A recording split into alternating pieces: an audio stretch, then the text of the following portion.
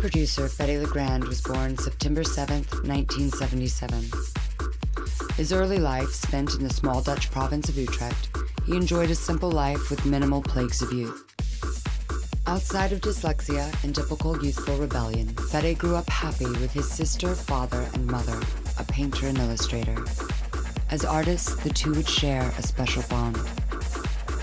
Fedde first discovered dance music through a late-night pirate radio station, and later started a mobile disco with a friend. This would be the humble beginnings of an awe-inspiring career. I think the first ever paid DJ gig I did was in a small bar, and they would open up. I mean, it was a bar in front. There was this small dance room in the back, and they would Friday afternoon when everyone came from school, they would open up the back room, and there was a kind of disco thing going on Friday afternoon. And actually from there I kind of tried to get, of course, more gigs as a DJ, which was because DJing then was not big at all. Actually, you had a few places where they played some house music, so it was actually quite tough. So I kind of got a residency here and there, and I kind of moved up south, and the first serious residency was the one in Eindhoven called Danssalon, which means dancing saloon. He is DJ Fedde Le Grand. They had this TV series on TV late at night where they would film this club. They would actually host a TV show every now and then where they just basically filmed DJs, interviewed them, and filmed dancing people. So for me, that was you know, if you could ever play there, you know.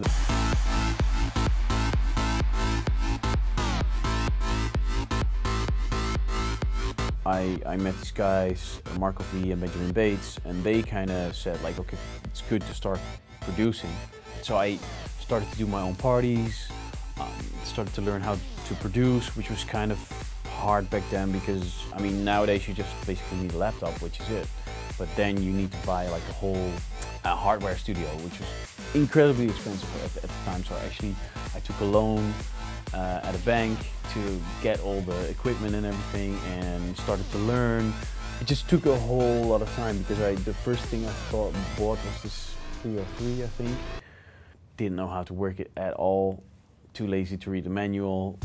Impressively, through his focus and passion, the DJ Fedde Le Grand taught himself the skills of music production and started the label Flamingo Records.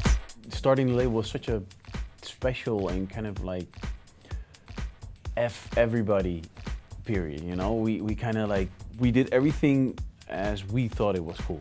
We started the label in the way, we did the artwork in the way that we thought it was cool. We signed tracks and found tracks that we thought, okay, the other labels from that they don't hear that this is actually a good track. Our distribution was not via a normal distribution, but it was actually done by an adult industry. So we were a really weird label, but every record actually sold really good. And you know, of course, that was vinyl days. So we would start off easy, you know, do 500, and then we go to 1,000, and we always had to repress almost every release, which was completely great. So we kind of took at least the Dutch market by storm. Success seemed close at hand.